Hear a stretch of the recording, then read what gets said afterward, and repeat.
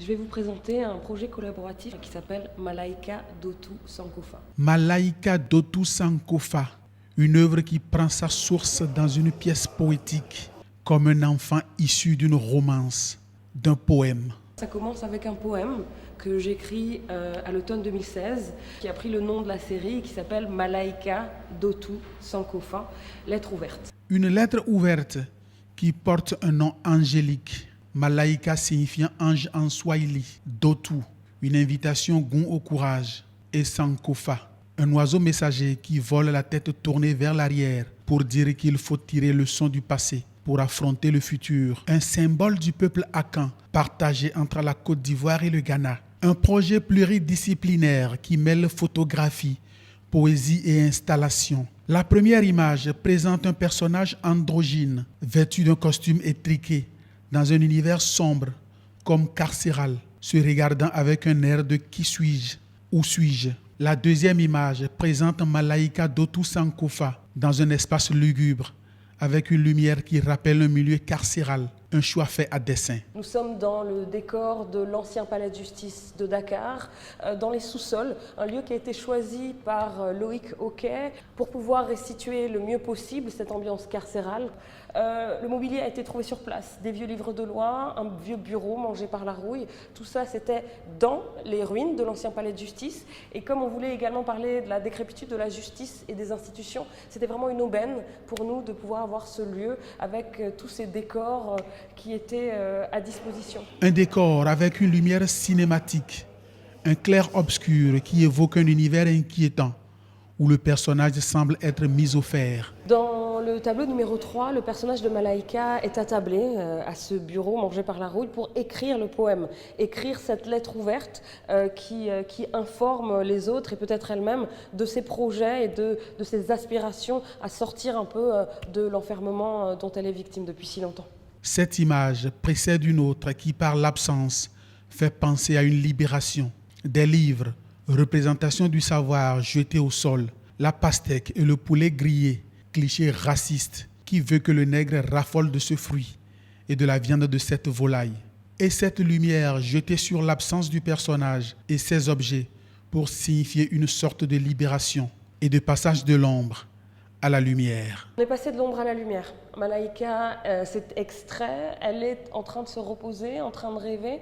Tout cela, tout ce décor-là, c'est ce qu'on a trouvé sur place. On n'a pas peint le mur en bleu, on n'a rien rajouté, les sièges étaient comme ça.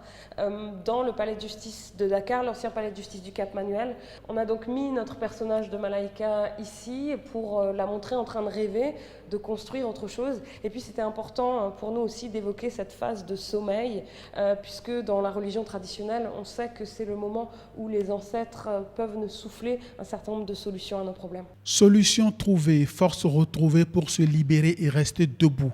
Et l'image la montre debout, en équilibre sur des livres et la justice, nourrie par le savoir et prête à prendre son envol, les ailes écartées.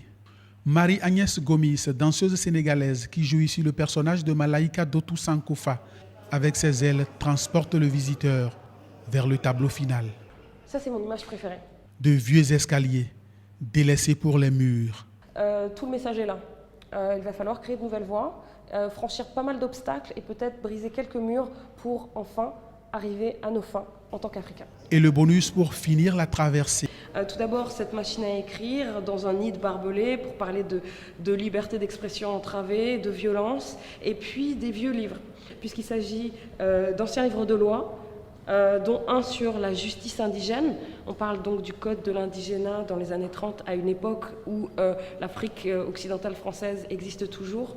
Et puis un vieux dictionnaire des années 20, un dictionnaire français, un dictionnaire ouvert à la page nègre pour voir comment nous, les Africains, nous étions représentés dans ces dictionnaires au début du siècle dernier. Une œuvre sur la représentation de soi, l'enfermement et la libération. Et le petit détail, pas négligeable, des plumes rouges de perroquet. Des plumes rouges de perroquet pour s'attirer les bénédictions d'Olofi, Olodumare, Mahou, l'être suprême.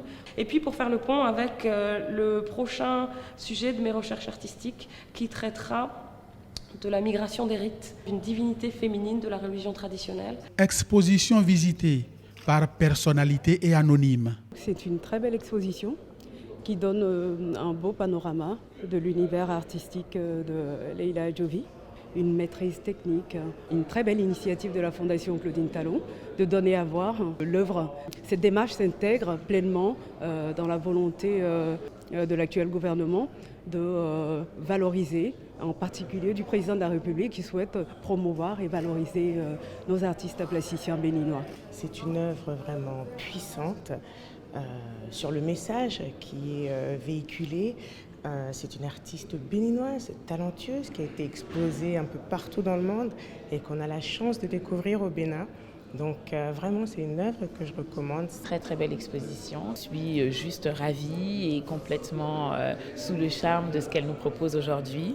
On a une exposition qui est riche, on a une exposition qui nous dévoile une puissance artistique qui est incontestable. Je pense que tous les visiteurs seront d'accord avec moi et pourront reconnaître en tout cas en son travail quelque chose de très beau, de très fort. La série ainsi représentée a été primée à la Biennale de Dakar en 2018.